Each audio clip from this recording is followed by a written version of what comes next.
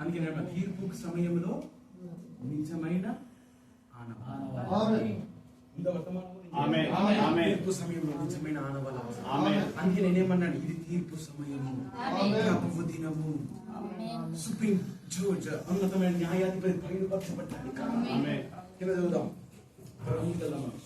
ఆయన కంఠస్వరము విస్తార జల ప్రవాహంలో వలె ఉండేను. ప్రవక్త అన్నాడు, ఆ స్వరం ఏంటో కాదు, జడ్జిమెంట్ వాయిస్ అంటది, తీర్పు తీర్చు స్వరం అంటది.